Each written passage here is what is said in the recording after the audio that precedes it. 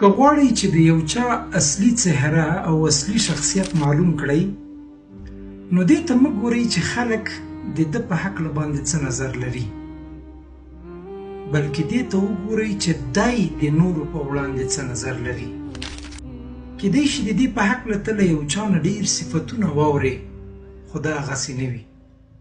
یا ته د ده په وړاندې له یو چا نه ډېر غیبتونه یا منفي نقاط واورې، دا په حقیقت کې هغسې نه وي. انسان د معلومولو په خاطر تر ټولو بهترینه ټکی دا دی چې دی د نورو په هکله څه نظر لري، چې دی د نورو په هکله ښه وایي او که بد.